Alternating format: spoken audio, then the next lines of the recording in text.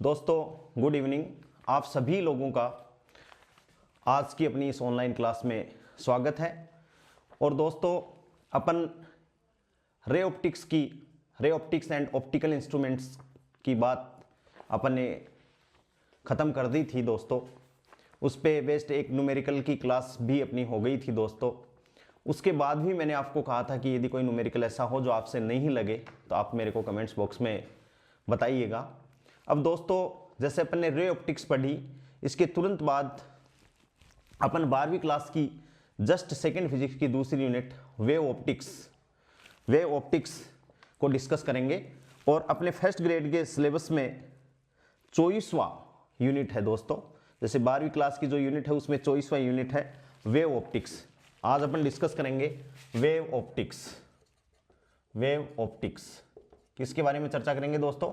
Wave optics के बारे में अपन चर्चा करेंगे कि वेव ऑप्टिक्स क्या है, प्रकाश की कैसे कैसे प्रकृति। अपन पहले भी अपनी पहली क्लास में डिस्कस कर चुके थे कि प्रकाश की कण प्रकृति, तरंग प्रकृति, कणिका सिद्धांत। फिर एक बार मैं आपको रिवाइज करवा दूंगा। उसके बाद में व्यतिकरण, तरंगागर, वेव फ्रंट, इंटरफेरेंस, व्यतिकरण के लिए कंडीशंस, विवर्तन और ध्रुवण अपन लोग पढ़ेंगे दोस्तों इस यूनिट में। तो सबसे पहले दोस्तों देखिए अपन बात करते हैं प्रकाश की प्रकृति, नेचर ऑफ लाइट के बारे में। थोड़ा सा मैं आपको इससे डिस्कस कर चुका था लेकिन वापस एक बार रिवाइज करवा देता हूं। प्रकाश की प्रकृति,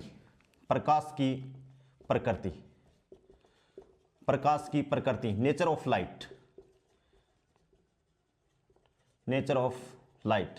प्रकाश की प्रकृति के बारे में अपन डिस्कस कर रहे हैं। और सबसे पहले जो प्रकाश की प्रकृति के बारे में जो सिद्धांत दिया वो न्यूटन का कणिका सिद्धांत। क्या दिया? न्यूटन का कणिका सिद्धांत। अपन ये बोल सकते हैं कि प्रकाश की प्रकृति के बारे में सबसे पहले जो सिद्धांत था न्यूटन का कणिका सिद्धांत। क्या था दोस्तों? न्यूटन का कणिका सिद्धांत। इस सिद्धांत के लिए अपन क्या कह सकते हैं? देखिए इसमें न्यूटन ने क्या कहा कि प्रकाश स्रोत जिससे प्रकाश उत्सर्जित हो रहा है दोस्तों, प्रकाश स्रोत बहुत ही छोटे छोटे, बहुत सूक्ष्म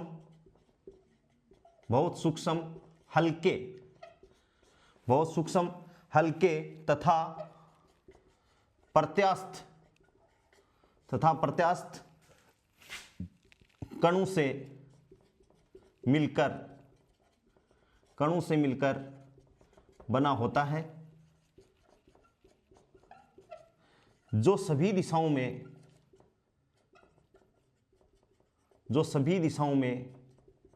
समान वेग से गति करते हैं। ठीक है दोस्तों कि न्यूटन का कणिका सिद्धांत में कि प्रकाश स्रोत बहुत सूक्ष्म, हल्के तथा प्रत्यास्थ कणों से मिलकर बना होता है। प्रत्यास्थ का मतलब जैसे ही प्रकाश किसी कण पर पड़ेगा और वो अपनी जगह छोड़ देगा तो after some time it will gain its position again, वो अपनी पोजीशन को वापस क्या कर लेगा? प्राप्त कर लेगा। तो प्रत्यास्थ कणों से मिलकर बना होता है जो सभी दिशाओं में, प्रकाश की बात कर रहे हैं तो सभी दिशाओं में समान वेग से गति करेगा। और इन्हें अपन ने क्या कहा? इन्हें कणिकाएं कहते हैं। इन छोटे छोटे कणों को क्या कहते हैं दोस्तों? कणिकाएं कहते हैं। इन्हें क्या कहते हैं? कणिकाएं कहते हैं। ठीक है। दूसरी बात है ये कणिकाएं आंख के रेटिना या अपन बोल सकते हैं दृष्टिपटल, आंख के रेटिना दृष्टिपटल पर दृष्टि संवेदना उत्पन्न करते हैं। दृष्टि यानी अपन को देखने का अनुभव, दृष्टि संवेदना उत्पन्न करते हैं। ठीक है। नेक्स्ट बात है ये कणिकाएं अपन ने ली हैं, ये कणिकाएं सभी दिशाओं में समान वेग से गति करती हैं।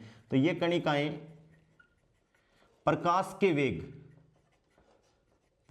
के वेग से सभी दिशाओं में समान रूप से आगे बढ़ती हैं। सभी दिशाओं में समान रूप से आगे बढ़ती हैं। और ये जो कणिकाएं होती हैं दोस्तों, इनका वेग प्रकाश के वेग के बराबर होता है, प्रकाश के वेग के बराबर होता है। और प्रकाश का वेग कितना होता है दोस्तों? 3 × 10⁸ मीटर प्रति सेकंड। ये जो कणिकाएं होती हैं दोस्तों, इनका विराम द्रव्यमान क्या होता है? 0 होता है। इन कणिकाओं का विराम द्रव्यमान, इन कणिकाओं का विराम द्रव्यमान क्या होता है दोस्तों? 0। विराम द्रव्यमान क्या होता है? 0 होता है। ठीक है दोस्तों, नेक्स्ट बात है, ये कणिकाएं दिखाई नहीं देती, तो ये कणिकाएं अदृश्य होती हैं। ठीक है। दूसरी, अपन न्यूटन के कणिका सिद्धांत से ये भी कह सकते हैं कि प्रकाश है वो सरल रेखा में गमन करता है। किसमें? सरल रेखा में गमन करता है। प्रकाश सरल रेखा में गमन करता है। और इस सिद्धांत के आधार पर, जो न्यूटन का कणिका सिद्धांत है दोस्तों, इसके आधार पर अपन ने कौन कौन से फिनोमिना, यानी परावर्तन, अपवर्तन, परावर्तन, अपवर्तन। नेक्स्ट बात है प्रकाश का सरल रेखीय संचरण, प्रकाश का सरल रेखीय संचरण, प्रकाश का सरल रेखीय संचरण, और प्रकाश में ऊर्जा का अस्तित्व है, प्रकाश में ऊर्जा का अस्तित्व होगा, आदि घटनाओं को अपन ने इसके सिद्धांत के आधार पर समझा दिया था। न्यूटन का जो कणिका सिद्धांत था दोस्तों, उसके बारे में इतनी बातें न्यूटन साहब ने अपन को बता दी थी कि प्रकाश जिनसे उत्पन्न हो रहा है, प्रकाश स्रोत बहुत सूक्ष्म, हल्के तथा प्रत्यास्थ कणों से मिलकर बना होता है, जिन्हें सभी दिशाओं में समान वेग से वो गमन करती हैं। ये आंख के रेटिना पर अपन को दृष्टि प्रभाव, क्योंकि देखने का काम करता है, वो रेटिना का काम है, दृष्टि पटल पे गिरती हैं, दृष्टि पटल पे दृष्टि संवेदना उत्पन्न करती हैं। ये कणिकाएं प्रकाश के वेग से सभी दिशाओं में समान रूप से आगे बढ़ती हैं। प्रकाश का वेग 3 × 10⁸ मीटर प्रति सेकंड होता है। ये जो कणिकाएं हैं दोस्तों, इनका विराम द्रव्यमान 0 होता है। ये कणिकाएं अदृश्य होती हैं, सरल रेखा में गमन करता है, यानी इस सरल रेखा में गमन करने का मतलब इसे अपन क्या कहते हैं? प्रकाश का ऋजु रेखीय संचरण। कैसा संचरण दोस्तों? प्रकाश का ऋजु रेखीय संचरण भी इसको कहा जाता है। और परावर्तन, अपवर्तन, प्रकाश का सरल रेखा में गमन, और ये बात भी कि प्रकाश में ऊर्जा का अस्तित्व है, ये बात भी किसने बता दी थी दोस्तों? न्यूटन साहब ने बता दी थी। लेकिन न्यूटन साहब के इस जो कणिका सिद्धांत है, इसके आधार पर व्यतिकरण, दूसरी घटना है विवर्तन, तीसरी घटना है दोस्तों ध्रुवण, चौथी घटना है प्रकाश विद्युत प्रभाव, कॉम्पटन प्रभाव, रमन प्रभाव, स्टार्क प्रभाव, जीमान प्रभाव और कृष्णिका विकिरण।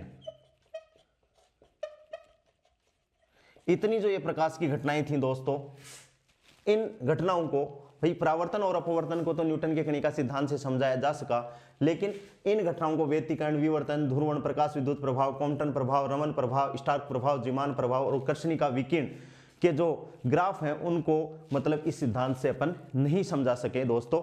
तो उसको, इन घटनाओं को समझाने के लिए, जैसे इन घटनाओं को समझाने के लिए न्यूटन आए, फिर हाइगन आए, इन तीनों घटनाओं को समझाने के लिए हाइगन आए। हाइगन इन 3 को समझा सके और 2 को इनको समझा दिया, तो हाइगन ने टोटल 5 प्रकाश की घटनाओं को समझा दिया। फिर प्रकाश विद्युत प्रभाव, कॉम्पटन प्रभाव, रमन प्रभाव, स्टार्क प्रभाव, इनको समझाने के लिए क्या आया? क्वांटम प्रिंसिपल आ गया, प्लांक का क्वांटम सिद्धांत आ गया कि प्रकाश छोटे छोटे कणों के रूप में गमन करता है। ठीक है। अब देखिए दोस्तों, न्यूटन का जो सिद्धांत था, इसमें हाइगन का जो सिद्धांत था प्रकाश का तरंग सिद्धांत, तो दूसरे प्रकार की जो थ्योरी आई विवर्तन, व्यतिकरण और ध्रुवण को समझाने के लिए, तो उसे अपन कहेंगे प्रकाश का तरंग गति का सिद्धांत या हाइगन का सिद्धांत। तो दूसरा जो प्रकाश की प्रकृति के बारे में है कि प्रकाश तरंग के रूप में चलता है, इसको किसने दिया? वैज्ञानिक हाइगन ने दिया दोस्तों। तो अपन क्या कहेंगे? हाइगन का तरंग सिद्धांत।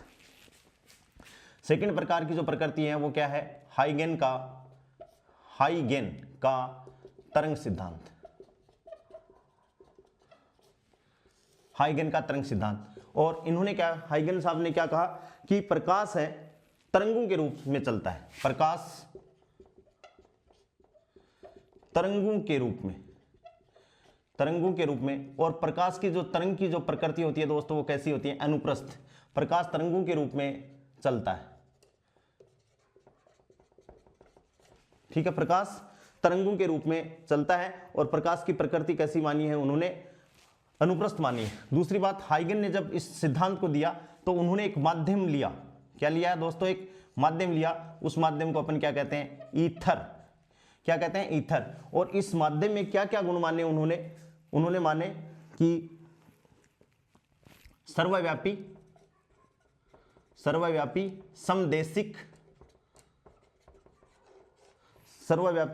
समदेशिक और पूर्णतः प्रत्यास्थ, भारहीन और कम घनत्व वाला माध्यम उन्होंने माना। हाइगन ने कहा कि प्रकाश वो तरंगों के रूप में आगे बढ़ता है। प्रकाश की जो तरंग की प्रकृति उन्होंने अनुप्रस्थ मानी। और उन्होंने कहा कि तरंगों को ट्रेवल करने के लिए एक माध्यम जो माना उन्होंने, ईथर माध्यम लिया। और जो ईथर माध्यम लिया दोस्तों उसमें कैसी प्रकृति होनी चाहिए, उस माध्यम की सर्वव्यापी होना चाहिए, समान होने चाहिए, उसके डायरेक्शन में जो प्रॉपर्टीज हैं उस माध्यम की वो समान होनी चाहिए। माध्यम है, ईथर है, पूर्ण प्रत्यास्थ होना चाहिए, भारहीन होना चाहिए और कम घनत्व होना चाहिए। और दूसरी बात क्या मानी कि प्रकाश का हर संभव दिशा में वेग समान होगा।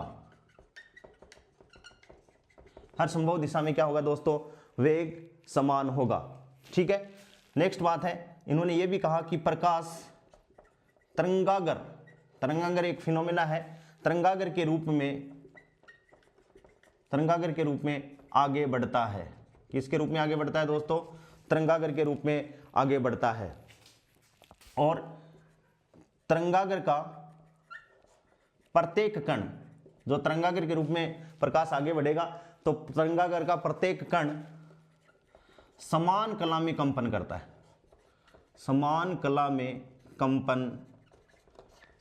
में क्या करता है, कंपन, समान कला में कंपन करता है। और तरंगों के संचरण से माध्यम में विक्षोभ, या अपन ये कह सकते हैं कि जब प्रकाश चलता है तो कण कंपित होते हैं और कंपित होने से क्या होता है, माध्यम में विक्षोभ उत्पन्न होता है। और उस विक्षोभ उत्पन्न को अपन क्या कह सकते हैं कि प्रकाश है वो तरंगों के रूप में आगे बढ़ता है। और हाइगन के जो तरंग सिद्धांत से इसके आधार पर अपन ने परावर्तन, अपवर्तन, व्यतिकरण, विवर्तन और ध्रुवण, इन सभी घटनाओं को अपन ने हाइगन के तरंग सिद्धांत से क्या कर दिया था, हाइगन साहब के तरंग सिद्धांत से सारी घटनाएं समझाई गई। तो हाइगन के अकॉर्डिंग है वो प्रकाश तरंग के रूप में चलता है, न्यूटन के अनुसार प्रकाश वो कणिका सिद्धांत पर आधारित है दोस्तों। अब कुछ इसके बाद में प्रकाश की जो प्रकृति आई वो मैक्सवेल साहब ने आई। और मैक्सवेल ने प्रकृति के बारे में तो इतना नहीं कहा, और उन्होंने कहा कि प्रकाश है वो विद्युत चुंबकीय तरंगों के रूप में गमन करता है। किसके रूप में गमन करता है दोस्तों, विद्युत चुंबकीय तरंगों के रूप में प्रकाश है वो गमन करता है। तो तीसरा जो आया तो अपन क्या कहते हैं, मैक्सवेल का विद्युत चुंबकीय, मैक्सवेल का विद्युत चुंबकीय सिद्धांत। और मैक्सवेल ने क्या कहा कि प्रकाश है वो विद्युत चुंबकीय तरंगों के रूप में संचरित होता है। प्रकाश विद्युत चुंबकीय तरंगों के रूप में संचरित होता है, ठीक है। विद्युत चुंबकीय तरंगे त्रिविमीय, आकाशीय या त्रिविमीय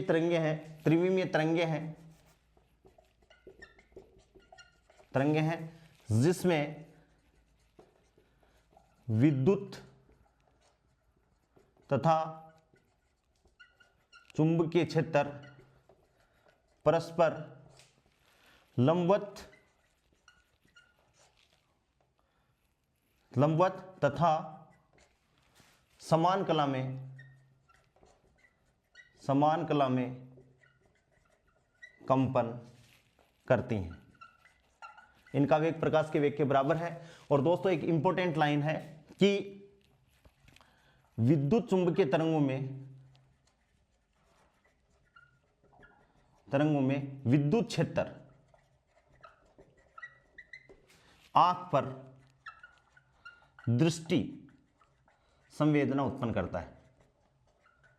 यानी अपन ये कह सकते हैं कि यदि प्रकाश है वो विद्युत चुंबकीय तरंगों का बना होता है दोस्तों, तो प्रकाश में जो मैक्सिमम जो कंट्रीब्यूशन होता है वो विद्युत क्षेत्र का होता है, चुंबकीय क्षेत्र का इतना कंट्रीब्यूशन नहीं होता है। और ये जो प्रकाश की विद्युत तथा चुंबकीय क्षेत्र हैं वो परस्पर लंबवत दिशा में गमन करती हैं, समान कला में गमन करती हैं। और ये तरंग संचरण की दिशा के भी क्या होती हैं दोस्तों, लंबवत होती है। इस आधार पे अपन कह सकते हैं कि प्रकाश तरंगों की कैसी प्रकृति होती है, अनुप्रस्थ प्रकृति होती है। कैसी प्रकृति होती है, कि इनकी प्रकृति कैसी होती है, अनुप्रस्थ प्रकृति की ये तरंगें होती हैं। और कुछ इसके बाद में जो चौथी जो थ्योरी आई दोस्तों, कि कुछ फिनोमेना अब भी रह गए।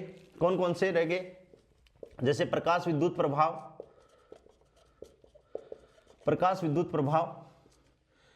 जीमान प्रभाव,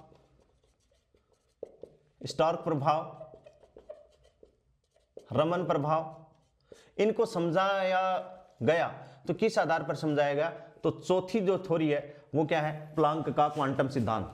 यानी प्रकाश की चौथी थ्योरी है दोस्तों प्लांक का क्वांटम सिद्धांत। क्या है, प्लांक का क्वांटम सिद्धांत, प्लांक का क्वांटम सिद्धांत। और प्लांक ने क्या कहा कि प्रकाश है, इस सिद्धांत के अनुसार प्रकाश ऊर्जा छोटे छोटे पैकेट्स या बंडल, क्या है, प्रकाश ऊर्जा छोटे छोटे पैकेट्स या बंडल के रूप में होते हैं। प्रकाश वो छोटे छोटे पैकेट्स या बंडल के रूप में संचरित होते हैं, जिन्हें ऊर्जा के क्या कहते हैं दोस्तों, जिन्हें ऊर्जा के क्वांटा कहा जाता है। और ऊर्जा का सबसे छोटा क्वांटा, या क्वांटा ही बोल दो, या ऊर्जा का क्वांटा, या प्रकाश ऊर्जा का क्वांटा, प्रकाश ऊर्जा का क्वांटा क्या है दोस्तों, फोटोन है। क्या है, फोटोन कहलाता है। और प्रत्येक फोटोन की ऊर्जा है वो आवर्ती की क्या होती है, समानुपाती होता है। और जैसे ही दोस्तों यहां से समानुपाती का चिन्ह मिटाते हैं तो H = hν, यानी प्रत्येक जो बंडल्स या पैकेट्स जो माना है, प्रत्येक पैकेट्स की एनर्जी कितनी होती है, E = hν होती है। जहां पर H है वो प्लांक का नियतांक है, जिसका मान 6.623 × 10⁻34 जूल इंटू सेकेंड है। और न्यू क्या है, आवर्ती है प्रकाश की। और इस प्लांक के क्वांटम सिद्धांत से दोस्तों अपन ने किसको समझा दिया, प्रकाश विद्युत प्रभाव, जीमान प्रभाव, स्टार्क प्रभाव, रमन प्रभाव और कृष्णिका वीकेंड रेडिएशन का जो ग्राफिकल प्रेजेंटेशन था उसको भी अपन ने प्लांक के क्वांटम सिद्धांत से दोस्तों एक्सप्लेन कर दिया। तो इस हिसाब से अपन ये कह सकते हैं, ये जो चारों सिद्धांत हैं दोस्तों, इसके आधार पे अपन ने ये कह दिया कि प्रकाश की ऐसी अकेली कोई प्रकृति नहीं है, प्रकाश की ऐसी कोई अकेली प्रकृति नहीं है जिससे अपन प्रकाश की सारी घटनाओं को समझाया गया। तो अपन ये कह सकते हैं कि प्रकाश की कुछ घटनाएं तो प्रकाश के कण सिद्धांत से समझाएगी और प्रकाश की कुछ घटनाएं प्रकाश के तरंग सिद्धांत से समझाई गई दोस्तों। तो अपन ये कह सकते हैं कि प्रकाश की द्वैत प्रकृति होती है, प्रकाश दोकला व्यवहार करता है। जब अपन को ऐसी घटनाएं जिसमें प्रकाश तरंग रूप में चाहिए तो तरंगीय प्रकृति हो जाती है, और ऐसी घटनाएं जिसमें प्रकाश अपन को कण रूप में चाहिए तो वहां प्रकाश की कणीय प्रकृति प्रेक्षित होती है। तो अपन ने ये कह दिया कि प्रकाश की दोनों प्रकृति होती है, और वो कौन सी प्रकृति होती है, कण के रूप में भी काम करता है प्रकाश, और दोस्तों तरंग के रूप में भी प्रकाश व्यवहार दर्शाता है। अब इसके बाद में अपन चलते हैं दोस्तों हाइगन का तरंग सिद्धांत। हाइगन का तरंग सिद्धांत कि हाइगन ने मतलब अपनी जो ये थ्योरी दी, इसको मतलब उसने कैसे बढ़ाया कि प्रकाश कैसे संचरण होगा। अपन ने अभी पढ़ा है कि हाइगन के अनुसार प्रकाश है वो तरंगाग्र के रूप में आगे बढ़ता है। कैसे आगे बढ़ता है अपन अभी देखेंगे दोस्तों। तो अपन सबसे पहले बात करते हैं हाइगन का तरंग सिद्धांत। हाइगन का तरंग सिद्धांत, यहां से अपना जो वेव ऑप्टिक्स है वो पूरी यहां से स्टार्ट होती है दोस्तों। तो अपन ने कहा कि हाइगन ने कहा कि प्रकाश की प्रकृति अनुप्रस्थ तरंग के रूप में मानी, जिसे संतरित होने के लिए माध्यम की आवश्यकता हुई, और उस माध्यम को अपन ने क्या माना था, ईथर माना था। वह समदेशिक है, सर्वव्यापी है, पूर्णतः प्रत्यास्थ है, कम घनत्व वाला है और भारहीन है। ऐसे माध्यम को अपन ने क्या माना था, ईथर माना था, सर्वव्यापी माना। और इस सिद्धांत में उनको इस सिद्धांत जो हाइगन का सिद्धांत था दोस्तों, इसको दो भागों में उन्होंने बांटा। तो अपन ये कह सकते हैं प्रकाश अनुप्रस्थ तरंगों के रूप में, या देखो यहां माध्यम की अपन बात कर रहे हैं दोस्तों, तो कई बच्चे कंफ्यूज भी हो जाएंगे कि सर अनुप्रस्थ तरंगों को तो माध्यम की आवश्यकता नहीं होती। जैसे विद्युत चुंबकीय तरंगे हैं उनको ट्रेवल करने के लिए माध्यम की आवश्यकता नहीं होती, वो निर्वात में भी गमन कर सकती है। लेकिन यहाँ पर प्रकाश की अपन बात कर रहे हैं, प्रकाश की प्रकृति अनुप्रस्थी है, इसलिए मैंने अनुप्रस्थ लिखा है। लेकिन स्टार्टिंग में प्रकाश कब पता चला जाके प्रकाश की प्रकृति अनुप्रस्थ होती है, जब मैक्सवेल ने डिस्कवरी की। उससे पहले इसको अनुदैर्घ्य माना गया था दोस्तों, ठीक है ना। तो यहाँ प्रकाश की प्रकृति अनुदैर्घ्य नहीं होती है, इसलिए मैं यहाँ पर नहीं लिख रहा हूँ। बाकी यहाँ प्रकाश अनुदैर्घ्य तरंगों के रूप में लिखे तो भी कोई अतिशयोक्ति नहीं है, क्योंकि जब हाइगन का सिद्धांत आया तब प्रकाश की प्रकृति के बारे में लोगों को जानकारी नहीं थी। प्रकाश की प्रकृति के बारे में जानकारी कब पड़ी कि अनुप्रस्थ होती है, अनुदैर्घ्य होती है, जब मैक्सवेल साहब आए और उन्होंने विद्युत और चुंबकीय तरंगों की डिस्कवरी की, और फिर प्लांक आया। तो प्रकाश अनुप्रस्थ तरंगों के रूप में आगे बढ़ता है यानी संचरित होता है। दूसरी बात, इन्होंने ईथर नाम का माध्यम क्या लिया दोस्तों, ईथर की मैंने प्रॉपर्टी आपको बता दी। और प्रकाश है वो तरंगाग्र के रूप में आगे बढ़ता है, प्रकाश तरंगाग्र के रूप में आगे बढ़ता है। ये इसमें इंपॉर्टेंट बात है कि हाइगन ने कि तरंगाग्र के रूप में प्रकाश आगे कैसे बढ़ता है, ये बात किसने एक्सप्लेन की, हाइगन नाम के वैज्ञानिक ने एक्सप्लेन की। तो अपन क्या कह सकते हैं दोस्तों कि हाइगन के सिद्धांत को दो पार्ट में अपन बांट दें कि हाइगन दो सिद्धांत पे हैं। एक तो हाइगन का तरंगाग्र का सिद्धांत, किसका सिद्धांत, तरंगाग्र का सिद्धांत, और एक दूसरा है हाइगन का द्वितीयक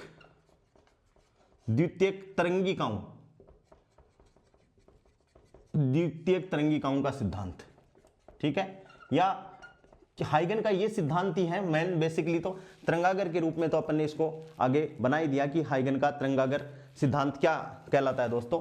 तो अब देखिए हाइगन का तरंगाग्र सिद्धांत क्या है दोस्तों।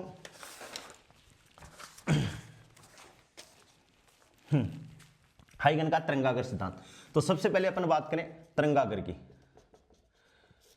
Wave front. तरंगाग्र क्या है कि प्रकाश बिंदुओं का एक ऐसा बिंदुपथ, प्रकाश तरंगों का एक ऐसा बिंदुपथ जिसमें प्रकाश के जो तरंग है उसके जो कण हैं वो सभी समान कला में क्या करते हैं, कंपन कहते हैं। तो ऐसा पृष्ठ अपन लिख सकते हैं इसकी डेफिनेशन, ऐसा पृष्ठ जिसके सभी कण, ऐसा पृष्ठ जिस पर सभी प्रकाश तरंगे, जिसके सभी कण या सभी प्रकाश तरंगे समान कला में कंपन करते हैं। या अपन ऐसे डिफाइन कर सकते हैं, continuous locus of all the particles which are vibrating in the same phase,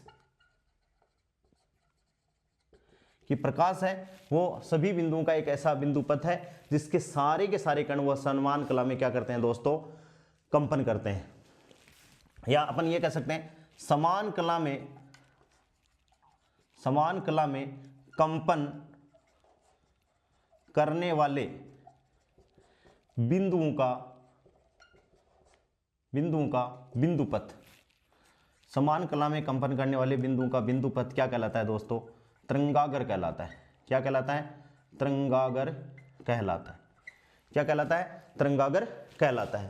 तरंगागर के प्रकार, तरंगागर हो गया कि ऐसा एक स्रोत होगा जिसमें कण यदि चल रहे हैं तो सारे के सारे कण समान कला में कंपन करेंगे, या एक ऐसा पृष्ठ, भाई अपन कागज पे बनाई या ज्योमेट्री बनाई तो एक ऐसा पृष्ठ जिसके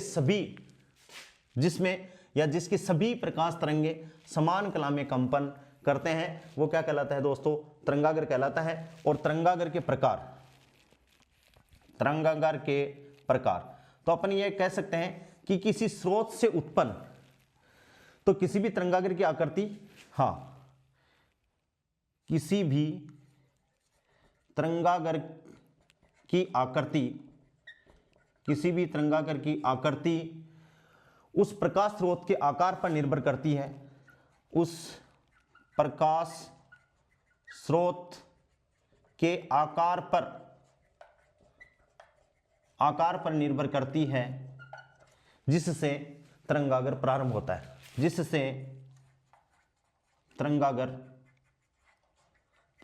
है, क्या होता है दोस्तों कि तरंगागर का प्रकार है उस आकृति पर निर्भर करता है जिससे प्रकाश उत्पन्न होता है, जिससे तरंगागर प्रारंभ होता है। जैसे अपन बात करें कि प्रकाश स्रोत के आधार पर प्रकाश जो तरंगागर है दोस्तों वो 3 प्रकार का है। नंबर 1 है गोलीय तरंगागर जिसमें प्रकाश स्रोत एक बिंदु रूप में होता है। सेकंड जो तरंगागर है दोस्तों वो क्या है, बेलनाकार तरंगागर जिसमें प्रकाश स्रोत वो एक लाइन के रूप में होता है, एक रेख लाइन के रूप में होता है, इस हिसाब से अपन इसको डिनोट करते हैं। और तीसरा जो है दोस्तों, इसमें तीसरा जो पार्ट है इसका वो क्या है, समतल तरंगागर। क्या है, समतल तरंगागर। अपन अलग अलग एक को अपन एक डिस्कस करेंगे कि गोलीय तरंगागर क्या है और किस हिसाब से ये होता है। समझ में आ गया होगा कि हाइगन का तरंग सिद्धांत है कि प्रकाश तरंगों के रूप में आगे बढ़ता है, माध्यम में उन्होंने ईथर लिया, प्रकाश तरंगागर में आगे बढ़ता है। और हाइगन के जो सिद्धांत है इसको 2 पार्ट में अपन ने डिवाइड कर दिया। एक तो हाइगन ने कहा कि तरंगागर होता है, किस प्रकार से होता है, तो उन्होंने कहा कि स्रोत के आकार पर निर्भर करती है जिससे तरंगागर प्रारंभ होता है, जिससे प्रकाश निकलता है उस स्रोत की कैसी आकृति है उस पे तरंगागर डिपेंड करता है। और एक ऐसा पृष्ठ है जिसके सारे पार्टिकल्स हैं वो समान कला में क्या करते हैं दोस्तों, कंपन करते हैं। ठीक है, 3 प्रकार का हो गया स्रोत के आकार के आधार पे। गोलीय, एक बिंदु आकार का है तो गोलीय, एक लाइन के रूप में है तो बेलनाकार, और समतल तरंगागर जब ये दोनों प्रकाश स्रोत, एक तो गोलीय और एक रेखीय, दोनों कहीं दूर रखे हुए हैं और उनसे प्रकाश आ रहा है, तो वहां जो तरंगागर बनेगा दोस्तों वो कैसे होगा, समतल तरंगागर होगा। अपन एक एक को डिस्कस कर रहे हैं दोस्तों। देखिए इसको मैं मिटा दे रहा हूं। सबसे पहले अपन बात करेंगे गोलीय तरंगागर। सबसे पहले अपन डिस्कस कर रहे हैं गोलीय तरंगागर की गोलीय तरंगागर क्या होता है, किस हिसाब से इसकी तीव्रता वगैरह चेंज होती है। तो अपन बात करें गोलीय तरंगागर, तो सबसे पहले अपन बात करें नंबर 1 गोलीय तरंगागर। गोलीय तरंगागर, ठीक है। गोलीय तरंगागर क्या डिफाइन करें दोस्तों अपन कि गोलीय ऐसा तरंगागर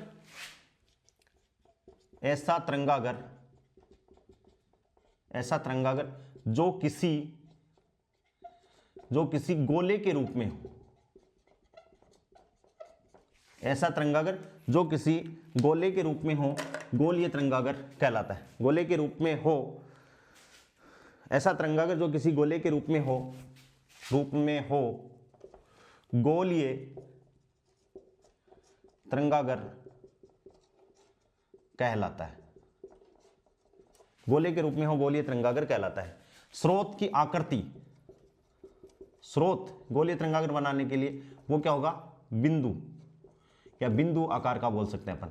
स्रोत जिससे गोलीय तरंगागर होगा उसकी आकृति कैसी होगी दोस्तों, बिंदु आकार का होगा। जैसे मैं बनाऊं तो देखो ये बिंदु आकार का, इससे प्रकाश तरंगे ऐसे निकलेंगी, इस हिसाब से हर डायरेक्शन में निकलेंगी, सभी दिशाओं में समान वेग से गमन करती हैं, ऐसे ये प्रकाश तरंगे हैं दोस्तों। और इन पे अपन ने एक तरंगागर ये बना दिया, ये एक तरंगागर है, ये गोला हो गया जिसकी रेडियस वो निश्चित है, ऐसे ये दूसरा तरंगागर, ऐसे बनाओ तो ये तीसरा तरंगागर है, यानी तरंगागर है वो गोले के रूप में आगे बढ़ता है दोस्तों। ये हो गया तरंगागर का चित्र हो गया, ये गोलीय तरंगागर है। कौन सा तरंगागर है, गोलीय तरंगागर। और ये जो स्रोत है वो बिंदुवत प्रकाश स्रोत, क्या है दोस्तों, बिंदुवत प्रकाश स्रोत है। और ये जो है मतलब ये जो एम्पलीट्यूड है दोस्तों, तो ये एम्पलीट्यूड का मान, आयाम का मान 1/d के व्युत्क्रमानुपाती होता है, या अपन ये कह सकते हैं त्रिज्या के क्या होता है, व्युत्क्रमानुपाती होता है, कि जैसे जैसे त्रिज्या का मान बढ़ेगा वैसे वैसे आयाम है उसका मान क्या होगा दोस्तों, घटेगा।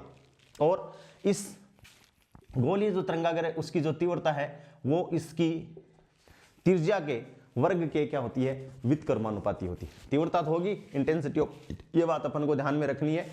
ये क्वेश्चन पूछा जा सकता है कि गोलीय तरंगागर क्या है, जिसमें स्रोत कैसा हो दोस्तों, बिंदुवत स्रोत हो, उनसे जो प्रकाश निकल रहा है, तो अपन ने एक गोलीय तरंगागर प्लॉट कर दिया। दूसरा, इसमें अपन ऐसा मान सकते हैं कि इसमें ये जो तरंगागर मैंने बनाया ये गोलीय तरंगागर है और इसके हर बिंदु द्वितीयक तरंगिकाओं की तरह व्यवहार करते हैं। कहने का मतलब they like as a fresh source, कि वो एक नए स्रोत की भांति व्यवहार करते हैं और उससे तरंगे आगे अपन चलेंगे तो अपन एक निश्चित दूरी का अपन आगे एक वेव फ्रंट और बना देंगे दोस्तों।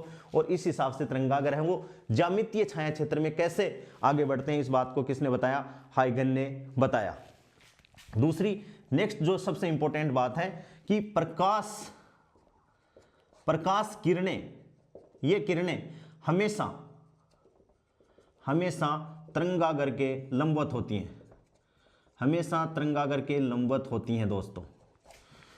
प्रकाश तरंगें हैं वो हमेशा तरंगागर के क्या होती हैं, लंबवत होती हैं। इस बात का आपको ध्यान में रखना है कि आयाम है वो दूरी के, डिस्टेंस के व्युत्क्रमानुपाती होता है, या आयाम ये गोलीय तरंगागर है उसकी रेडियस के व्युत्क्रमानुपाती होता है। और ये तीव्रता आई क्या होती है दोस्तों, 1/r² होती है, किसके लिए, इस गोलीय तरंगागर के लिए। मान लो 1 2 3 खींचे हैं तो 3 गोलीय तरंगागर हो गए, 4 खींच देंगे तो 4 हो जाएंगे, एंड सो ऑन, इस हिसाब से ये हो जाएंगे दोस्तों। और ये जो ऐसे जो लंबवत ये किरणें हैं, ये जो हैं इनको अपन क्या कहेंगे, प्रकाश किरणें, इनको क्या कहेंगे, प्रकाश किरणें। और प्रकाश किरणें हमेशा क्या होती हैं दोस्तों, तरंगागर के लंबवत होती हैं। नेक्स्ट अपन दूसरे प्रकार का जो तरंगागर है वो दोस्तों क्या है, बेलनाकार तरंगागर। क्या है, बेलनाकार तरंगागर। तो इसमें अपन क्या माने, ऐसा तरंगागर जो किसी गोले के रूप में हो और ऐसा तरंगागर जो किसी बेलन के रूप में हो। ऐसा तरंगागर जो किसी बेलन के रूप में हो, ऐसा तरंगागर जो किसी बेलन के रूप में हो। और इसमें स्रोत की जो आकृति है दोस्तों वो कैसी है, रेखीय, ऐसी एक रेखा जैसी, जैसे अपनी मरकरी लाइट में मरकरी एक लाइन के रूप में होती है, एक ट्यूब लाइट जैसे है। तो ये जैसे अपन बनाए तो ये एक रेखीय आकृति होगी। इसको अपन ने इस हिसाब से डिवाइड कर लिया दोस्तों ऐसे, और नीचे से क्या बना लिया, एक बेलन बना लिया। तो ये इस मरकरी पे हर बिंदु किसी नए प्रकाश स्रोत की भांति व्यवहार कर रहा है। यहाँ से प्रकाश तरंगे ऐसे ऐसे ऐसे हर डायरेक्शन में क्या करेंगी, मूव करेंगी, ऐसे मूव करेंगी, ऐसे मूव करेंगी, ऐसे मूव करेंगी, ऐसे मूव करेंगी, ऐसे ही बीच में भी अपन बना दें इसको, ऐसे ऐसे बना दें। एक ये मैंने गोला इनकी तरंग की बराबर समान आकार के आए, ऐसे बना दें, ऐसे बना दें, ऐसे बना दें, ऐसे बना दें। तो दोस्तों इससे जो प्रकाश निकल रहा है वो एक बेलन के रूप में निकल रहा है, एक बेलनाकार तरंगागर के रूप में है। तो इसको अपन क्या कहेंगे, बेलनाकार तरंगागर। क्या कहेंगे, बेलनाकार तरंगागर। इसमें आयाम आपको ध्यान में रखना है, आयाम वो जो दूरी है उसके वर्गमूल के व्युत्क्रमानुपाती है, और यहाँ भी इसकी जो त्रिज्या है उसके वर्गमूल के व्युत्क्रमानुपाती है, और यहाँ पर प्रकाश की तीव्रता है वो r के व्युत्क्रमानुपाती है। देखो ध्यान से, गोले में तो क्या है दोस्तों 1/r², यहाँ इसकी जो तीव्रता है वो दूरी के व्युत्क्रमानुपाती है। ये बात आपको ध्यान में रखनी है। बाकी तो बहुत सिंपल है, इसमें कंफ्यूज हो सकते हो, इनमें कंफ्यूज हो सकते हो। या एक चीज और रखो, एक का याद रखो, इसका याद रख लो और इसमें वर्गमूल ले लेना, ये सारी वर्गमूल ले लेना। ऐसे वर्गमूल ले लोगे तो क्या आ जाएगा, बेलन का आ जाएगा। ठीक है दोस्तों, तो ये हो गया बेलनाकार तरंगागर। और इसका जो स्रोत है वो रेखीय या रेखिल और या रेखा छिद्र, एक छिद्र हो रेखा के रूप में। जैसे अपन स्लिट विवर्तन पढ़ते हैं ब्लेड से, तो वो एक स्लिट जैसी है, तो उसको अपन बोल सकते हैं दोस्तों रेखा छिद्र। और तीसरा जो अपना तरंगागर है दोस्तों, उसको अपन क्या कहेंगे, समतल तरंगागर। उसको अपन दोस्तों क्या कहेंगे, समतल तरंगागर। तीसरा तरंगागर है समतल, क्या कहेंगे, समतल तरंगागर। ठीक है, इसमें मैंने आपको बताया कि जब गोलीय तरंगागर और बेलनाकार तरंगागर दोनों अनंत पे रखे हुए हो, तो अनंत पे रखे हुए हैं तो दोस्तों इनसे जो प्रकाश तरंगें आएंगी वो ऐसे आएंगी, अनंत से चलकर ये आ गई, फिर यहां से आ गई, तो इसको ऐसे ऐसे बना दें, फिर यहां से आ गई, इसको ऐसे बना दें, फिर यहां से आ गई। ये डॉटेड का मतलब है कि ये जो तरंगे चलकर आ रही हैं दोस्तों, वो कहां से आ रही हैं, अनंत से आ रही हैं। अब इन पे एक पृष्ठ बना दें ऐसे ही, ये बना दिया एक पृष्ठ, ये लो, ये पृष्ठ बना दिया। तो ये जो तरंगे हैं ये तो प्रकाश तरंगे होंगी, और ये जो है ABCD, इसको अपन नाम दें, ये क्या हो गया दोस्तों, समतल तरंगागर। क्या कह सकते हैं, समतल तरंगागर। तो इसमें अपन क्या कहें कि जब क्या हो, समतल तरंगागर को अपन कहें ऐसा तरंगागर जो किसी समतल के रूप में हो, गोले के रूप में हो गोलाकार, बेलन के रूप में हो बेलनाकार, और किसी समतल के रूप में हो, तो अपन कह सकते हैं समतल के रूप में हो, समतल के रूप में हो। या अपन ऐसी डेफिनेशन, तो ऐसा तरंगागर जो किसी समतल के रूप में हो, समतल तरंगागर कहलाता है। और ये बनता कैसे है कि जब बिंदुवत, यानी ये वाला स्रोत प्रकाश स्रोत तथा रेखीय प्रकाश स्रोत बहुत अत्यधिक दूरी पर हो या अनंत दूरी पर हो, तो इसके स्रोत क्या होंगे कि बिंदु स्रोत और बेलनाकार स्रोत को अपन अनंत दूरी पर यदि रखें, तो उनसे आने वाला प्रकाश किसको बनाएगा दोस्तों, समतल तरंगागर को बनाएगा। और इसमें अपन यदि समतल तरंगागर अपन को ऐसे बनाने को कहे, तो समांतर 3 पृष्ठ अपन खींच सकते हैं इस हिसाब से, यह हो गया। और यहां से ये प्रकाश की किरणें आ गई। प्रकाश की किरणें हमेशा क्या है, इसके लंबवत हैं, ये इसको मिला दिया, क्योंकि ये ऐसे हैं, ऐसे एक बाद में एक बाद में एक, तो इस हिसाब से प्रकाश तरंगें ये हो गई। तो ये लो तीनों ये हो गई, तो ये 3 क्या हो गए, समतल तरंगागर हो गए। क्या हो गए, तीनों समतल तरंगागर हो गए। और इनसे एम्पलीट्यूड है दोस्तों, उसका मान क्या है, नियत है। बहुत इंपॉर्टेंट बात है। और इसकी जो तीव्रता है वो भी क्या है, नियत है। तो यहां से अपन का क्वेश्चन आ सकता है कि वह तरंगागर जिसका आयाम क्या हो, नियत हो, या उससे प्रकाश की तीव्रता क्या हो दोस्तों, नियत हो, तो उससे अपन कौन सा तरंगागर कहेंगे, समतल तरंगागर कहेंगे दोस्तों। कौन सा तरंगागर कहेंगे, समतल तरंगागर कहेंगे। तो सीधी सी बात ये होगी कि हाइगन ने ये कहा कि प्रकाश माध्यम में यदि आगे बढ़ेगा दोस्तों, तो वो तरंगागर के रूप में आगे बढ़ेगा। और तरंगागर एक बार बन गया तो उस तरंगागर के जो पॉइंट्स हैं वो द्वितीयक तरंगिकाओं की तरह बिहेव करेंगे, और they acts like as a new स्रोत, कि वो नए स्रोत की भांति व्यवहार करते हैं, और उनसे प्रकाश क्या होगा, वापस स्टार्ट हो जाएगा। ये बात किसने बताई, हाइगन ने बताई। तो तरंगागर का, हाइगन का जो 2 पार्टों में अपन ने डिवाइड किया था, एक तो तरंगागर का, और तो तरंगागर ये क्लियर हो गया। अब अपन बात करते हैं द्वितीयक तरंगिकाओं का सिद्धांत। क्या करते हैं दोस्तों, हाइगन का द्वितीयक तरंगिकाओं का सिद्धांत। देखिए समझ में आ जाएगा, बहुत सिंपल है। हाइगन का द्वितीयक तरंगिकाओं का सिद्धांत। हाइगन ने मेन स्पष्ट बात हाइगन ने यह बताई कि तरंगागर है वो माध्यम में आगे कैसे बढ़ता है, यह बात हाइगन ने बताई। इसका जो सेकंड पार्ट है हाइगन के तरंग सिद्धांत का, तो अपन कहते हैं हाइगन का सेकंड, हाइगन का द्वितीयक, हाइगन का द्वितीयक तरंगिकाओं का सिद्धांत, हाइगन का द्वितीयक तरंगिकाओं का सिद्धांत।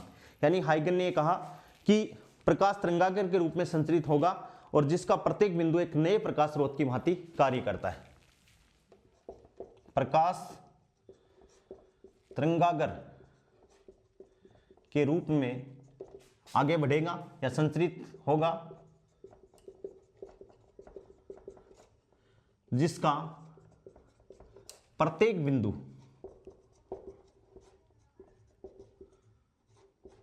एक नए स्रोत की भांति कार्य करेगा, जिनसे प्रकाश और आगे बढ़ जाएगा। तो हाइगन ने मेंस क्या बताया, हाइगन ने यह बताया कि ज्योमेट्री में प्रकाश आगे बढ़ता कैसे है। तो दोस्तों देखिए, ये कोई प्रकाश स्रोत है और इससे ये प्रकाश तरंगागर के रूप में आगे बढ़ रहा है, ठीक है। और अपन ने अपनी इच्छा से एक ऐसे ही एक गोलीय तरंगागर, एक गोले के रूप में एक तरंगागर मान लिया और अपन ये मान लेते हैं कि ये ए बी है, ये t = 0 समय पर है। दोस्तों अपन ने मान लिया कि प्रकाश इस रूप में आगे बढ़ रहा है और अपन ने किसी समय पर अपन ने मान लिया कि ए बी कोई तरंगागर है। ए बी कोई तरंगागर है तो इसका ये पॉइंट, ये पॉइंट, ये पॉइंट, ये पॉइंट मान लिया। प्रकाश वो c वेग से आगे बढ़ रहा है। दोस्तों कितने वेग से? c वेग से आगे बढ़ रहा है और अपन ने एक गोलीय तरंगागर की कल्पना कर ली कि t = 0 समय पर प्रकाश वो यहां तक आगे बढ़ गया और ये तरंगागर है, ठीक है दोस्तों। अब अपन बात करेंगे t = t समय पर, तो अपन प्रकाश वो c वेग से आगे बढ़ेगा। t समय बाद की अपन बात करें दोस्तों, अपन ने माना तो कितनी दूरी चला गया? चाल बराबर दूरी बटा समय। क्या है? चाल बराबर दूरी बटा समय। तो दूरी बराबर कितनी होगी दोस्तों? चाल गुणा समय, ठीक है। चाल कितनी है? प्रकाश का c और वेग कितना है? प्रकाश का चाल है c और समय कितना है t। तो t समय बाद में यदि अपन करें तो कितनी दूरी चला जाएगा? ct। अब ct दूरी तो बहुत ज्यादा होती है तो अपन अंदाज अपन ले लेते हैं कि अप्रोक्सीमेट इतनी ct है और अपन ने प्रकार में इतनी दूरी भर के क्या खींच दिया? एक गोला खींच दिया। यहां पर भी इतनी त्रिज्या का अपन ने ct दूरी मानकर क्या कर दिया? एक गोला खींच दिया। ऐसे एक गोला यहां खींच दिया, ऐसे ही एक गोला अपन ने यहां खींच दिया और इन गोलों के स्पर्श रेखा अपन ने दोस्तों खींच दी। ये स्पर्श रेखा खींच दी तो इसको अपन क्या कहेंगे? a dash b dash. क्या कह देंगे दोस्तों? a dash b dash. और इसको अपन क्या बोलेंगे? द्वितीयक। ये जो तरंगागर बना इसको अपन बोलेंगे द्वितीयक तरंगागर। अपन ने क्या बोला? इसको बोल दिया अपन ने द्वितीयक तरंगागर। और ये जो तरंगागर था दोस्तों इसको अपन बोलेंगे प्राथमिक। क्या बोलेंगे अपन? प्राथमिक तरंगागर, ठीक है। ये तरंगागर कैसा बन रहा है? गोले के रूप में बन रहा है, तो ये गोलीय तरंगागर कैसा बन गया दोस्तों? गोलीय तरंगागर। और ये जो प्रकाश स्रोत है इसमें जैसे 1 2 3 4 माने, ये जो प्रकाश स्रोत हैं इनको अपन कहेंगे द्वितीयक तरंगिकाएं। क्या कहेंगे दोस्तों?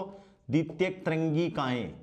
कि प्राथमिक परत जो प्राथमिक जो तरंगागर है उस पर जो पॉइंट्स अपन ने लगाए हैं, अपनी इच्छा से लगाए हैं दोस्तों, ये पॉइंट्स हैं वो नए स्रोत की भांति व्यवहार करते हैं और इनसे प्रकाश है वो आगे चलेगा और द्वितीयक तरंगिकाओं के रूप में आगे चलेगा और वो किसका निर्माण करेंगी? द्वितीयक तरंगागर का निर्माण भी करेंगी। ये आगे की दिशा में बढ़ रहा है तो दोस्तों इसको अपन क्या कहते हैं? अग्र तरंगागर भी कहते हैं, ठीक है। अब जैसे स्पर्श रेखा अपन ने आगे की तरफ खींच दी, लेकिन आप ध्यान से अपन देखें तो ऐसी स्पर्श रेखा दोस्तों अपन पीछे की तरफ भी खींच सकते हैं, ये पीछे की तरफ। तो a double dash b double dash एक तरंगागर ये आ गया, इसको अपन क्या कहते हैं? पश्य तरंगागर। क्या कहते हैं दोस्तों? पश्य तरंगागर कहते हैं। लेकिन हाइगन जो वैज्ञानिक अपने थे उन्होंने केवल और केवल यही बात कही कि energy will be going in forward direction. उन्होंने ये कहा ही नहीं कि प्रकाश स्रोत से एनर्जी है वो पीछे की डायरेक्शन में भी जाएगी। उन्होंने केवल और केवल कहा कि एनर्जी हमेशा आगे की तरफ बढ़ेगी, फॉरवर्ड डायरेक्शन में बढ़ेगी। तो अपन ये कह सकते हैं कि जो पश्य जो तरंगागर है उसके बारे में हाइगन ने कुछ नहीं बताया, यानी ये हाइगन के सिद्धांत की दोस्तों कमी है। हाइगन ने ये तो बता दिया कि प्रकाश तरंगागर के रूप में आगे बढ़ेगा और प्रकाश के वेग से बढ़ेगा, लेकिन जैसे हाइगन ने आगे की तरफ तरंगागर का निर्माण बताया है वैसा का वैसा तरंगागर यदि इन गोलों को स्पर्श रेखा खींचती हुई स्पर्श रेखा अपन खींचे तो वहां भी क्या बनेगा? एक पश्य तरंगागर भी बनेगा।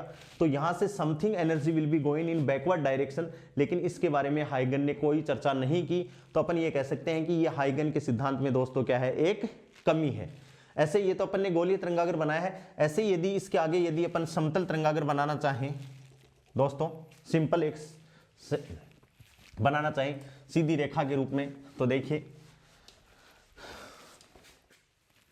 अपन ने बना लिया कि ये t = 0 समय पर कोई अपने पास में स्थिति है तरंगागर है, इससे बन रहा है ये, आगे अपन ने बना लिया, आगे कोई प्रकाश स्रोत है और यहाँ से अपन ने मान लिया 1 2 3 4 और 5, ये 1 2 3 4 5 पॉइंट है।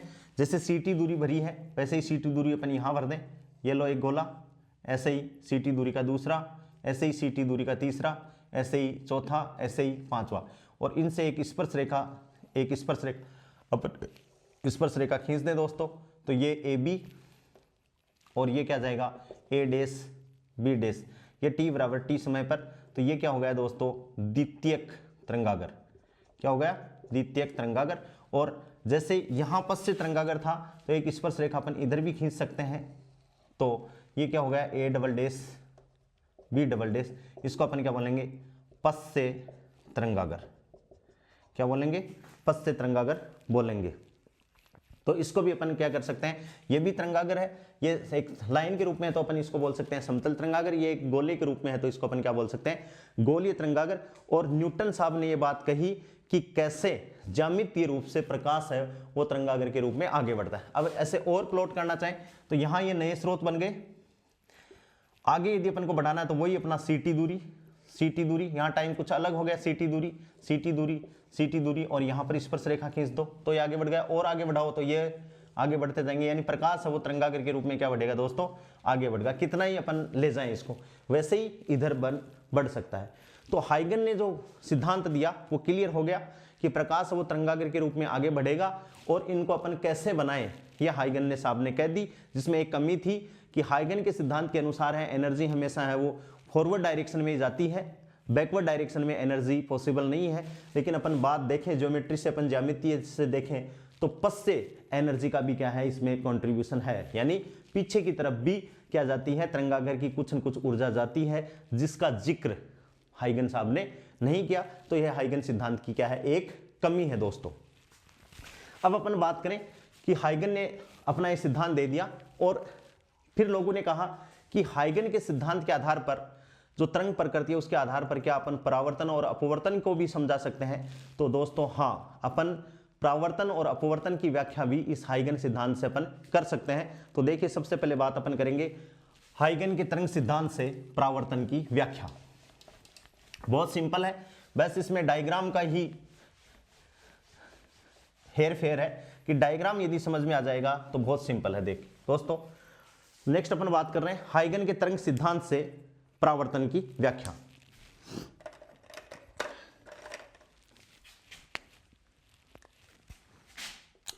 हाइगन के तरंग सिद्धांत से हाइगन के तरंग सिद्धांत से परावर्तन की व्याख्या। परावर्तन की व्याख्या दोस्तों देखिए अपन बात कर रहे हैं परावर्तन की बात कर रहे हैं दोस्तों। डायग्राम देखिए इसका कि अपन ने एक ये पृष्ठ बनाया, एक सतह बना दी जो किसी माध्यम को क्या कर रही है एक्स वाई अपन ने मान लिया, और अपन माने तो परावर्तन की बात कर रहे हैं तो यहाँ पर अपन दोस्तों इस पे पॉलिश भी कर सकते हैं कि अपन ने एक चिकनी सतह ले ली दोस्तों, और इस पर अपन ने क्या बना दिया दोस्तों एक समतल तरंगागर बना दिया। बहुत ध्यान से इस पे क्या बना दिया एक समतल तरंगागर जो इस पृष्ठ पर आई कोण पर आपतित हो रहा है। ठीक है, अपन ने ये चीज मान ली और इसको नाम दे दिया अपन ने ए बी। क्या नाम दे दिया इस तरंगागर को ए बी, और इस तरंगागर पर प्रकाश की जो किरणें हैं वो दोस्तों क्या है इस पर लंबवत है। अपन ने ये किरणें मान ली और एक ये किरण मान ली, ये दोनों लंबवत किरणें हैं। इसको नंबर 1 दे देते हैं नाम, इसको नंबर 2 नाम दे देते हैं। अब दोस्तों देखिए परावर्तन की बात है, ए बी प्राथमिक तरंगागर है। अब बात है कि ये प्रकाश तरंगे हैं तो प्रकाश तरंगे सी वेग से चल रही हैं किसी माध्यम में, और माध्यम अपन ने मान लिया कि यह हवा है या निर्वात है, माध्यम की अपन बात नहीं कर रहे हैं। अब अपन बात करें कि जैसे ये प्रकाश किरण यहाँ आएगी, ये इस पर अभिलंब बना देता हूँ, ये अभिलंब बना दिया मैंने, और ये आपतन कोण का मान भी कितना हुआ आई हो गया दोस्तों। जैसे ये प्रकाश किरणें 1 पर आके यहाँ पर टकराएगी, परावर्तन की बात कर रहे हैं, सी ये t बराबर 0 समय पर है दोस्तों। तो आफ्टर टाइम t कितनी दूरी यहाँ से जैसे प्रकाश किरण टकराएगी और टकरा के इसी माध्यम में इसको वापस जाना है, तो ये कितनी दूरी तय कर लेगी ct, क्योंकि चाल प्रकाश की क्या है c, और टी समय बाद अपन क्या कर रहे हैं, तरंगागर प्लॉट कर रहे हैं, तो कितनी दूरी तय कर लेगा, ct। तो अपन अपने प्रकार में ct दूरी का भरकर, ct दूरी भरकर यहाँ प्रकार की नोक रखकर यहाँ पर दोस्तों अपन क्या कर देंगे, एक चाप घुमा देंगे यहाँ से यहाँ ऐसे, अपन ने अपनी इच्छा से एक चाप घुमा दिया ऐसे, ठीक है दोस्तों। अब इस चाप पर अपन एक स्पर्श रेखा खींचेंगे, ये अपन एक चाप घुमा दिया यहाँ से, ये इतनी दूरी का, और यहाँ से इस चाप से अपन ने क्या खींच दिया, एक स्पर्श रेखा खींच दी ऐसे, ठीक है दोस्तों। अब ये जो प्रकाश किरण है, ये प्रकाश की किरण है, अपन ने एक चाप खींच दिया, तो ये प्रकाश किरण जब चलकर यहां जाएगी, यहां से चलकर ये यहां जाएगी, यहां ये प्रकाश किरण चलकर यहां से चलकर यहां जाएगी, तो ये प्रकाश किरण ये यहां से चलकर यहां चली जाएगी, कहां चली जाएगी, यहां चली जाएगी दोस्तों, ठीक है। ये ए बी हो गया, और अपन इसकी बात करें तो ये ए डैश और ये क्या हो गया दोस्तों, बी डैश। यानी ए से चलकर जब कोई प्रकाश किरण ए डैश पर पहुंचेगी, तो बी से चलकर कोई प्रकाश किरण कहां जाएगी, बी डैश पर। ये कितनी दूरी तय करेगी, ct। तो ये भी कितनी दूरी तय करेगी दोस्तों, ct। ये कोण है वो कितने डिग्री का है, 90 डिग्री का, और यहाँ ये कोण भी कितना हो जाएगा, स्पर्श रेखा खींच रहे हैं तो ये कोण भी 90 डिग्री का। और इसमें एक नंबर की जो प्रकाश किरण है वो तो कहाँ निकल गई, ये आगे बढ़ जाएगी इसके लंबवत, तो ये तो क्या हो जाएगी 1 डैश, और यहाँ से ये टकरा कर ये भी कहाँ चली जाएगी, ये 2 डैश, और ये जो कौन सा, ये जो कोण होगा दोस्तों ये वाला, ये r हो जाएगा, और इसमें a डैश b डैश ये क्या कहलाएगा, परावर्तित, क्या कहलाएगा, परावर्तित तरंगागर, ठीक है। और इसका ये कोण हो गया r, और यहां से अपन क्या खींच देंगे, अभिलंब, तो ये कोण भी कितना हो जाएगा r, ठीक है दोस्तों। तो ये जो तरंगागर है वो तो क्या है, आपतित तरंगागर।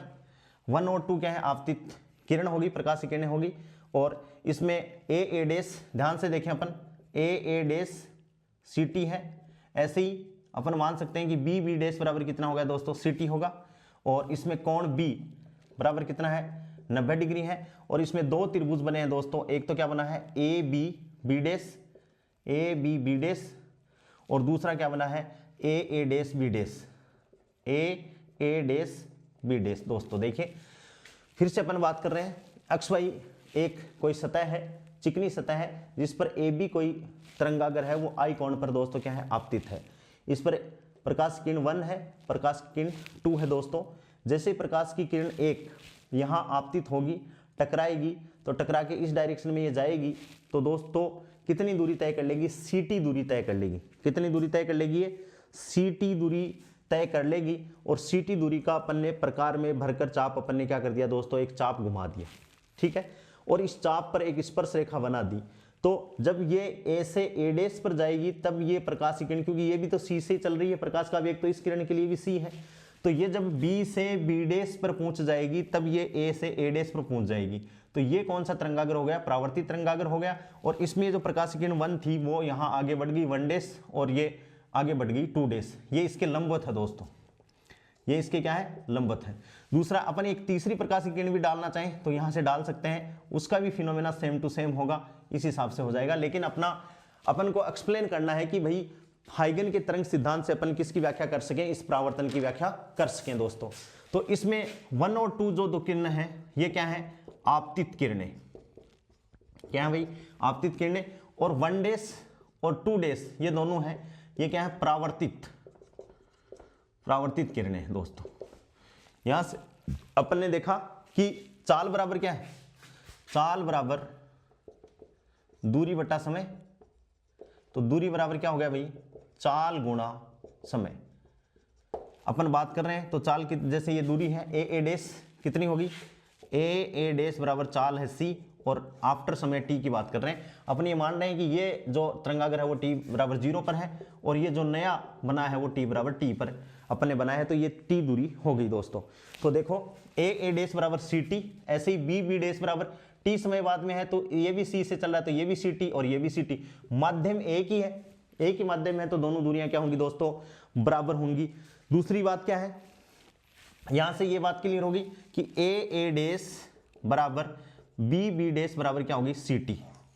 एक तो ये बात क्लियर होगी, और दूसरा देखो त्रिभुज ए डैश बी डैश, एक तो त्रिभुज क्या है ए डैश बी डैश तथा त्रिभुज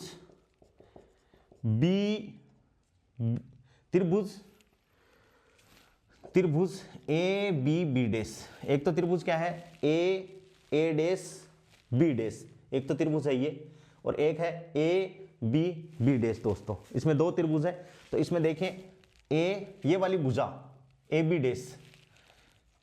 डैश भुजा तो दोनों त्रिभुजों में क्या है दोस्तों उभयनिष्ठ, यानी एक दोनों त्रिभुजों के एक ही भुजा लग रही है। और ध्यान से देखें तो ए डैश बराबर क्या है बी डैश, अभी आपने निकाला है सी निकाला है, ठीक है दोस्तों। और अपन ध्यान से देखें तो ये कोण 90 डिग्री है और यहाँ पर ये कोण भी क्या है 90 डिग्री है, तो कोण ए बी डैश बराबर कोण ए डैश बी डैश बराबर क्या है भाई 90 डिग्री है, दोनों कोण क्या है 90 डिग्री है। तो अपन क्या कहेंगे कि ये दोनों त्रिभुज क्या है दोस्तों समरूप हैं, क्या है समरूप है, या अपन कह सकते हैं सर्वांग सम त्रिभुज, क्या कह सकते हैं सर्वांग सम त्रिभुज।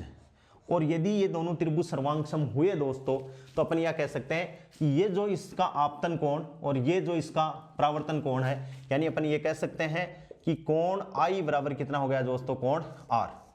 और ये अपनी बात परावर्तन का नियम है कि आपतन कोण का मान किसके कोण के बराबर होता है दोस्तों परावर्तन कोण के मान के बराबर होता है। अपन ये कह सकते हैं यहां से कि भाई ये पॉसिबल है तो आपतन कोण का मान परावर्तन कोण के मान के बराबर होगा, यानी ये क्या है परावर्तन का, ये है परावर्तन का प्रथम नियम है या द्वितीय नियम बोल दो, या अपन ये कह सकते हैं ये परावर्तन का नियम है। और दोस्तों अब अपन कह सकते हैं कि जब आपतित तरंगागर, आपतित किरण, परावर्तित किरण, क्योंकि ये कांच है और कांच की तरह जैसे अपन इसको एक ऐसे कांच के रूप में ले और ये ऐसे करें तो ये क्या है एक ही तल में है, तो अपन कह सकते हैं कि आपतित किरण, परावर्तित किरण तथा अभिलंब तीनों एक ही तल में है, एक ही तल में है। अतः है आपतित तरंगागर, परावर्तित तरंगागर तथा अभिलंब तीनों भी एक ही तल में होंगे, ये अपन ने ऐसा कह दिया।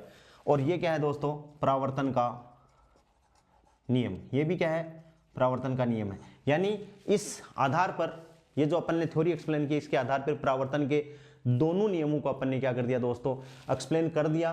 तो अपन ये कह सकते हैं कि हाइगन के तरंग सिद्धांत से अपन ने क्या कर दिया परावर्तन के सिद्धांत की दोस्तों क्या कर दी व्याख्या कर दी, ठीक है। तो इस हाइगन के जो तरंग सिद्धांत से अपन के इसके या हाइगन के तरंगागर के सिद्धांत से अपन ने क्या कर दी परावर्तन की व्याख्या कर दी। तो अपन ये कह सकते हैं कि हाइगन के तरंग सिद्धांत से अपन को परावर्तन को एक्सप्लेन कर सकते हैं दोस्तों। अब आगे देखिए हाइगन के तरंग सिद्धांत से अपवर्तन की व्याख्या, ये समझ में आ गया होगा, बहुत सिंपल है दोस्तों। इसका स्क्रीनशॉट यदि आप लेना चाहो तो ले सकते हो।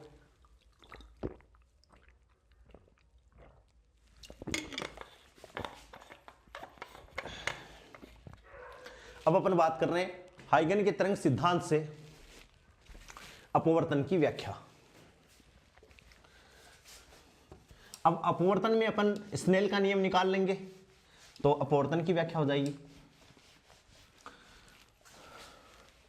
तो हाइगन के तरंग सिद्धांत से अपवर्तन की व्याख्या,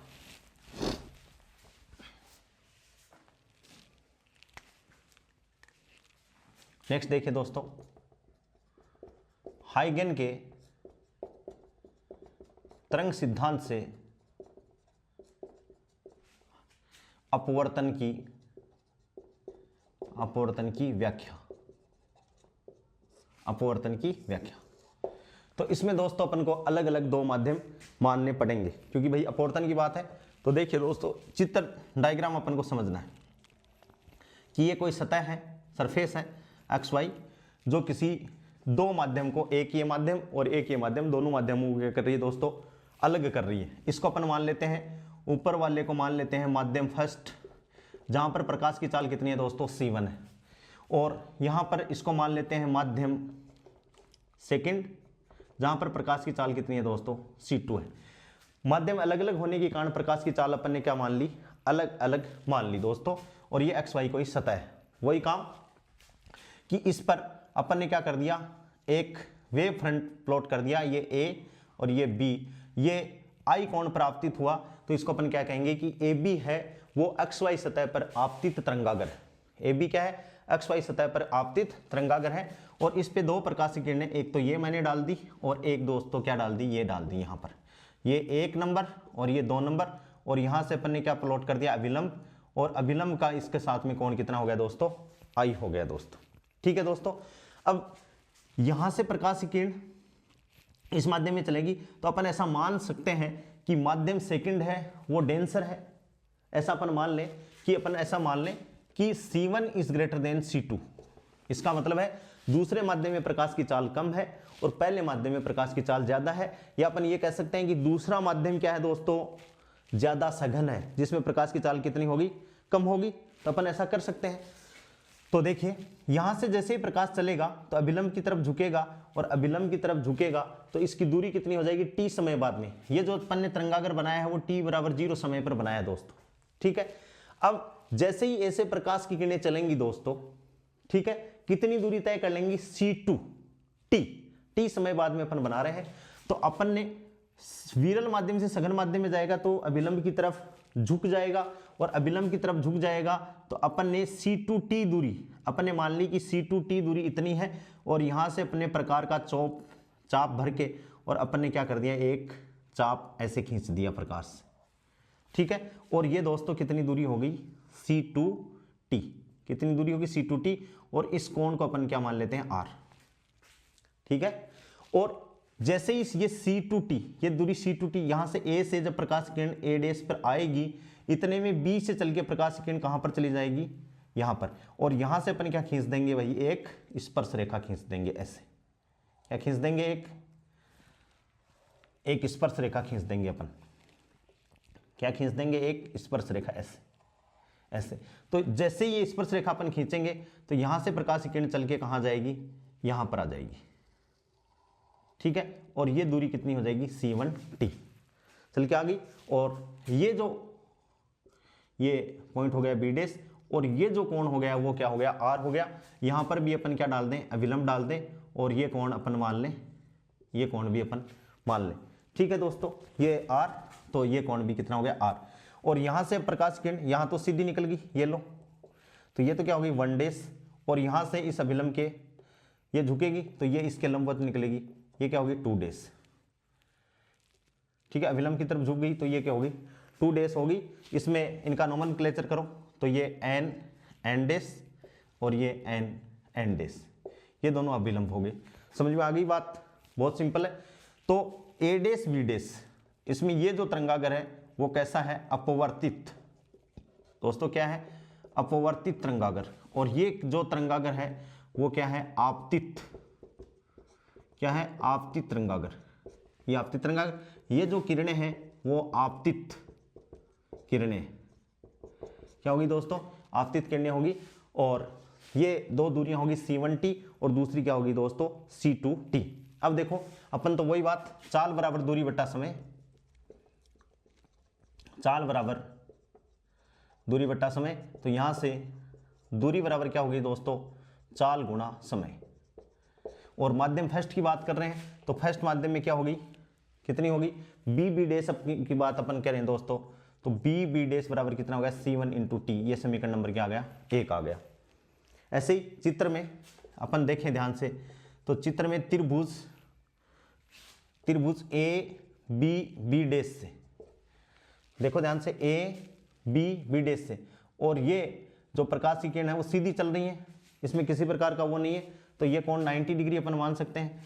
तो यहां से साइन आई लंब बटे कर्ण, साइन आई बराबर क्या है दोस्तों, लंब बटे कर्ण। तो ये क्या हो गया, B डैश अपॉन कर्ण कितना हो जाएगा, AB डैश। ये समीकरण नंबर 2, या यहां से अपन मान रख दें, ये समीकरण नंबर कितना आ गया दोस्तों, समीकरण नंबर 2 आ गया। इसी प्रकार त्रिभुज ए डैश बी डैश में, इसी प्रकार त्रिभुज ए डैश बी डैश से अपन बात करें तो साइन आर, क्योंकि अपन को तो स्नेल का नियम लाना है, तो स्नेल का नियम लाना है तो साइन आई बटे क्या होता है, साइन आर होता है। तो ये ए डैश बटे क्या हो गया दोस्तों, ए बी डैश। ये समीकरण नंबर आ गया 3। ठीक है, ये समीकरण नंबर 1, ये समीकरण नंबर 3। और यहां से अपन ये भी कह सकते हैं एक यहां से कि माध्यम सेकंड में ए डैश, भाई चाल बराबर दूरी से, तो ए डैश बराबर कितना हो गया दोस्तों, C2T। ये समीकरण नंबर 4 हो गया। ठीक है भाई।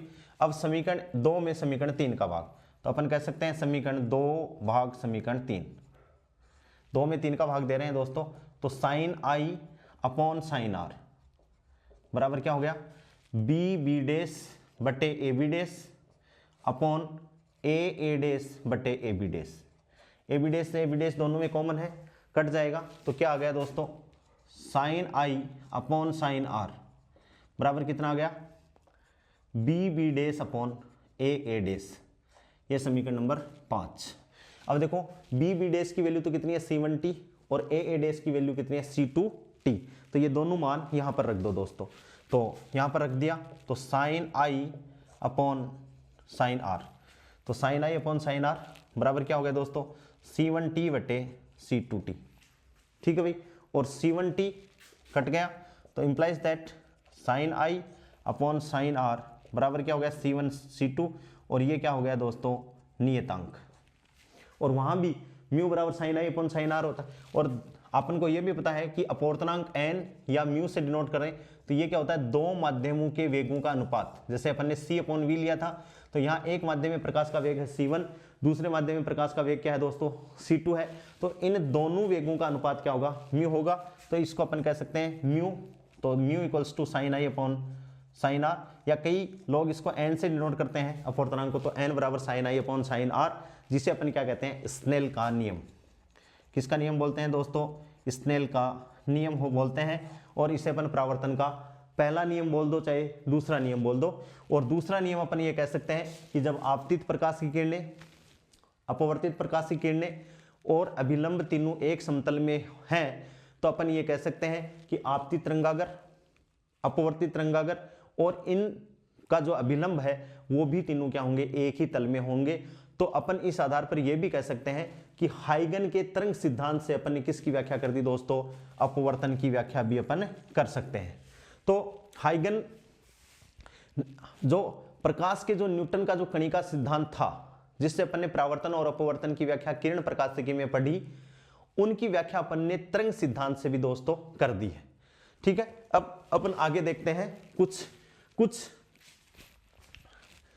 अपने पास में उपकरण है जिनको अपन समतल तरंगागर के रूप में रखें, तो आपतित और परावर्तित तरंगागर कैसे बन जाएंगे वो भी अपन आगे देख रहे हैं दोस्तों। देखिए नेक्स्ट नोट लगा के करेंगे अपन। तो अपन ये कह सकते हैं कि परावर्तन से, हाइगन के तरंग सिद्धांत से अपन ने परावर्तन की व्याख्या भी कर दी दोस्तों, और अपन ने अपवर्तन की व्याख्या भी कर दी। अब देखिए नोट, ये इंपॉर्टेंट है, एग्जाम में आ सकता है कि ये मान लो दोस्तों क्या है, कोई प्रिज्म है, प्रिज्म जैसी आकृति है, और इस प्रिज्म पर कोई समतल तरंगागर है, वो आपतित हो रहा है। देखिए ध्यान से, ये समतल तरंगागर है और ये ऐसे आपतित हो रहा है, ये प्रकाश की किरण है और ये ऐसे आपतित हो रहा है। ठीक है दोस्तों, ये प्रकाश की किरण है और ये समतल तरंगागर अपन ने बना दिया। ये कैसा तरंगागर है, समतल तरंगागर। ठीक है, ये प्रिज्म। तो यहां से ए बी सी। ठीक है दोस्तों, जैसे ही प्रकाश की किरण यहां से चलेगी ये तो तुरंत निकल जाएगी, ये तो भाई तुरंत निकल जाएगी, क्योंकि यहां तो छोटा सा पार्ट है, तुरंत निकल जाएगी। यहां तो क्या है दोस्तों, छोटा सा पार्ट है। तो ये प्रकाश की किरण तो निकल कर कहां चली जाएगी, ये यहां चली जाएगी। जब ये प्रकाश की किरण बी सी में से निकलेगी, तो बी सी में तो क्या है, सघन माध्यम, ये कांच है। तो यहां जब ये प्रकाश किरण निकल कर यहां आएगी, यहां पहुंचेगी, इतने में तो ये प्रवाली प्रकाश किरण छोटे से कांच में से गुजरेगी, तो ये कहां भाग जाएगी, यहां भाग जाएगी, क्योंकि यहां तो क्या है, केवल विरल माध्यम है, थोड़ा सा कॉर्नर वैसे कांच का लगेगा, तो ये प्रकाश किरण तो सीधी भाग जाएगी।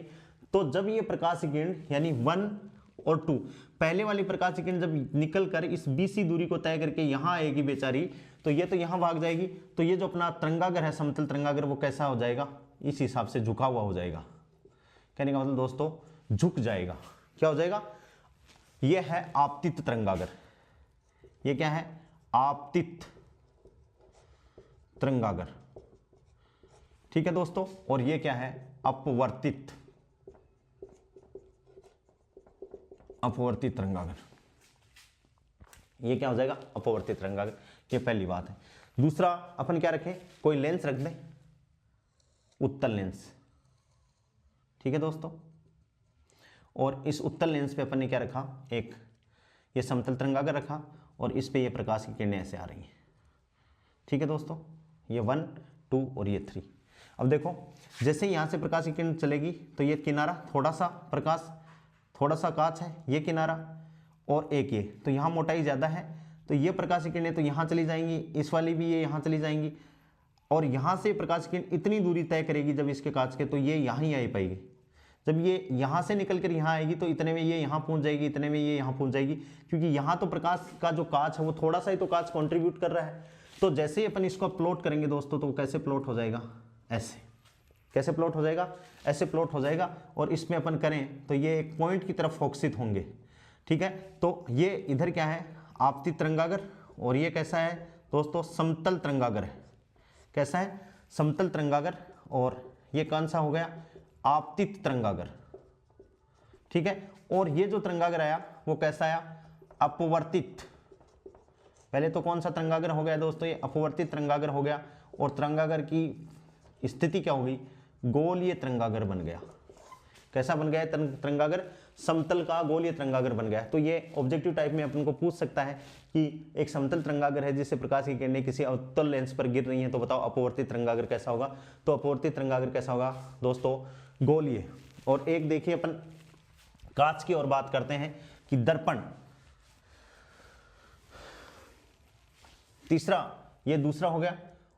और तीसरी जो बात है दोस्तों वो क्या है कि एक ये अपन ने ले लिया, कौन सा दर्पण ले दोस्तों, अवतल दर्पण। ठीक है, और यहाँ अवतल दर्पण से ये प्रकाश समतल तरंगागर जा रहा है, इसमें एक प्रकाश की किरण ये रही, एक ये रही और एक ये रही दोस्तों। तो यहाँ से प्रकाश की किरण आगे बढ़ गई, देखो ये यहाँ और ये यहाँ।